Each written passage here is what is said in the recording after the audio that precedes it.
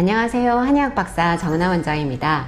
오늘은 성장에 관련된 오해들을 먼저 알아보고 키 성장 치료는 어떻게 하는지에 대해서 알려드리겠습니다. 키는 유전이라 개선시킬 방법이 없지 않나요? 네, 체질이라는 얘기를 많이 들어보셨을 겁니다. 부모의 체형, 골격, 기질 등을 물려받는 것을 체질이라고 하는데, 체질이 유전되듯 키 역시 유전의 영향을 많이 받습니다.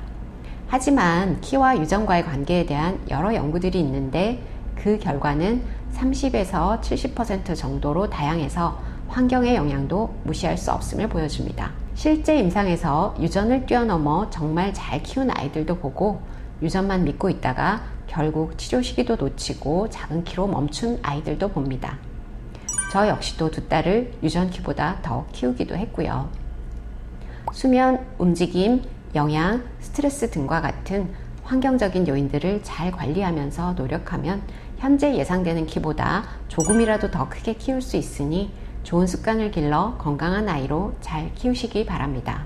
남자아이들은 늦게까지 자라니까 좀 두고 봐도 되지 않을까요? 요즘 부쩍 남자 중학생들이 내원하는 경우가 늘었는데요. 대부분의 부모님들이 코로나 때문에 정말 심각한 질환이 아니면 아이들을 데리고 클리닉을 찾기가 좀 그랬다 그러시더라고요. 또 남자아이인데 늦게라도 크겠지, 조금만 더 지켜봐도 되겠지 했다는 겁니다. 그런데 최근 들어 너무 안 자라는 것 같아서 이제 검사도 하고 도움을 줄 수 있는 치료가 있다면 해야겠다고 오셨다는 거예요. 남자아이라도 중학생인데 최근 6개월 정도에 자라는 게 너무 더뎌요 한다면 성장판이 얼마 안 남아있을 가능성이 큽니다. 여자아이들만 성조수증이 있는 것이 아니고 남자아이들도 성조수증이 증가 추세에 있습니다. 또 성조수증이 아니더라도 부모님 세대보다는 모든 신체 발달이 평균 2년 정도 더 빠릅니다. 그러니 건강검진 한다 생각하시고 초등 저학년을 넘기지 않고 남자아이들도 성장 관련 검사를 하시기 바랍니다.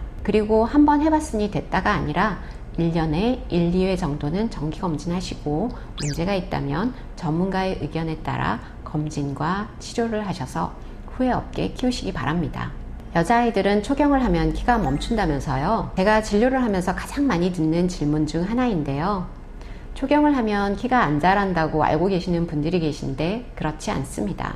물론 초경 전까지 자라던 키 성장 속도보다 일반적으로 더뎌지는 건 맞지만 그때도 노력 여하에 따라 결과는 천차만별입니다. 대개 초경을 할 때 성장판 검사를 해보면 뼈나이가 평균 만 12에서 13세 사이 정도인데요. 그 정도 뼈나이일 때 이후 자랄 수 있는 키가 5에서 7cm 정도가 됩니다. 초경을 할 때 뼈나이가 평균 뼈나이보다 어리면 어릴수록 이후 키 성장 가능성은 좀 더 높고, 뼈나이가 많으면 많을수록 이후 키 성장은 훨씬 어려워질 수 있습니다.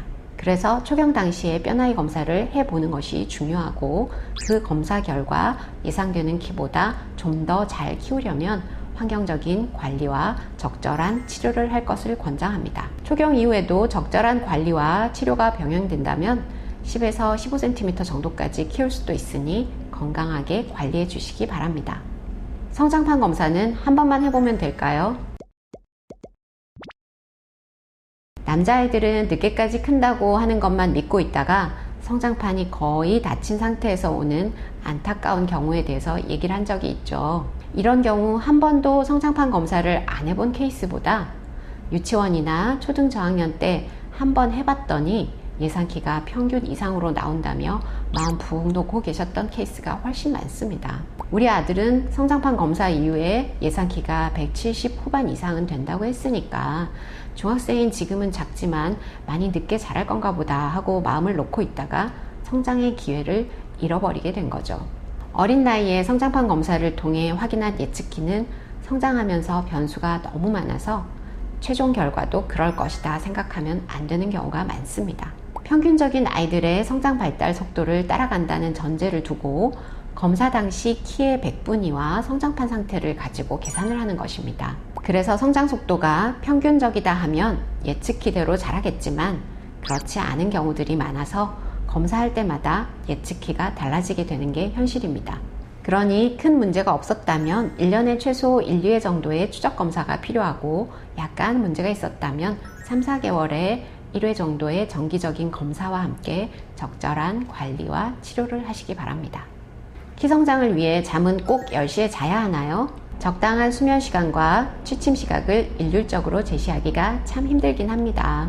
미국 수면학회에 따르면 청소년의 경우 8시간에서 10시간 정도 수면을 권장하는데요. 일단 성장에서 가장 중요한 초등학생의 경우 총 수면 시간으로 취침 시각을 살펴보겠습니다. 9시간에서 10시간은 자야 하니까 아침 기상 시각이 7시에서 8시라면 저녁 9시에서 10시 정도에는 자야 하고 늦어도 11시에는 자야 그 정도의 수면 시간을 확보할 수 있게 됩니다. 성장기 학생이 일어나야 하는 아침 시각에서 역산을 하니까 10시 즈음이 되기 때문에 이런 이야기가 나온 이유가 일단 있습니다.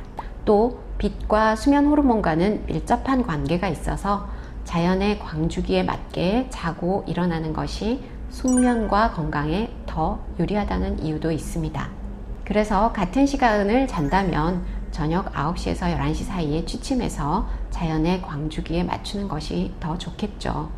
그런데 총 수면 시간도 중요하지만 키 성장과 건강을 위해 가장 중요한 건 수면 초기 3-4시간인데요. 하루 중에 분비되어야 할 성장 호르몬의 60에서 70% 이상이 분비되는 시간입니다.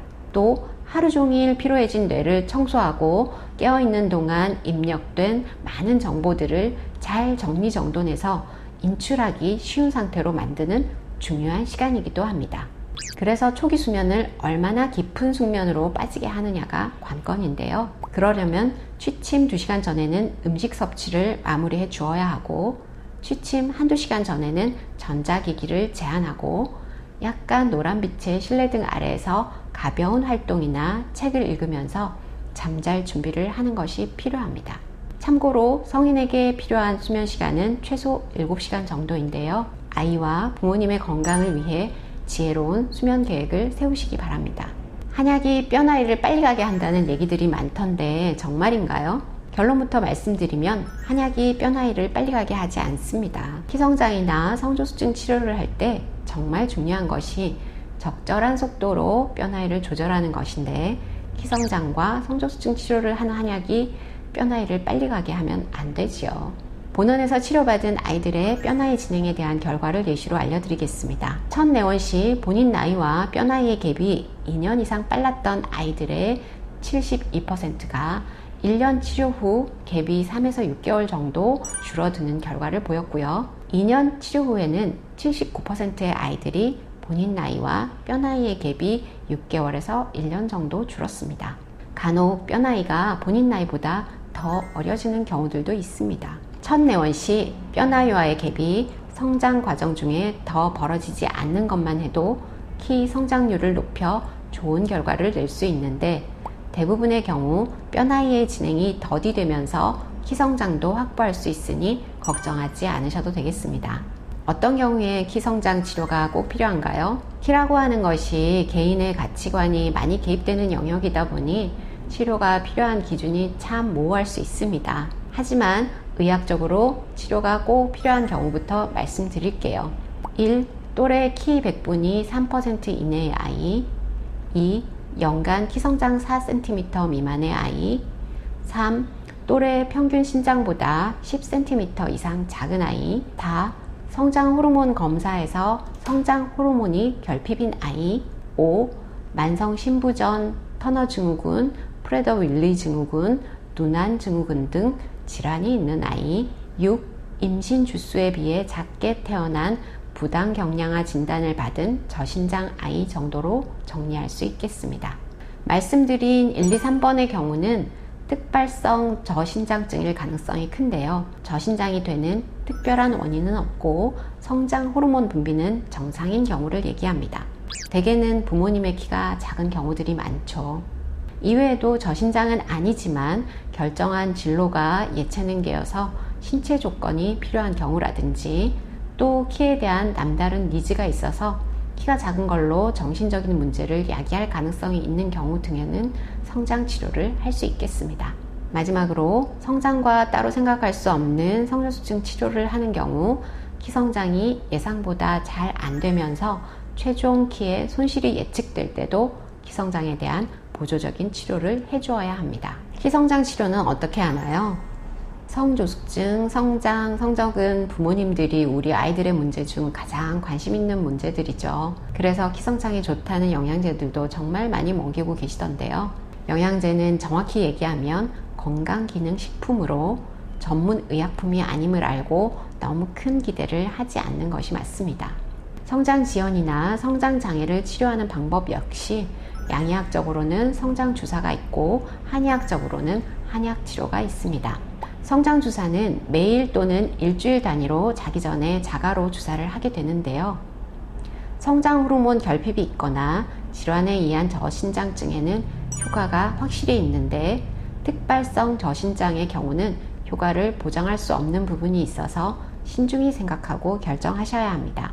최근에는 큰 키에 대한 선호로 저신장이 아님에도 키를 더 키우기 위해 성장주사를 맞는 경우도 많아졌는데 효과도 효과지만 부작용에 대해서도 전문의로부터 충분히 확인하시는 것이 필요하겠습니다. 한의학적으로 처방하는 성장한약은 성장지연이나 성장장애가 나타나는 원인을 분석해서 1:1 맞춤 처방을 하게 되니 부작용의 위험이 적겠죠. 또 비만이나 당뇨가 있는 아이들의 경우 성장 호르몬 주사를 맞기 힘들 수 있는데 한약치료는 비만과 당뇨를 개선하면서 성장을 함께 도울 수 있는 장점이 있습니다. 효과적인 성장 한약을 처방하기 위해서는 진단과 경과 관찰 시 한의학적인 검사와 양의학적인 검사가 항상 통합적으로 이루어져야 합니다.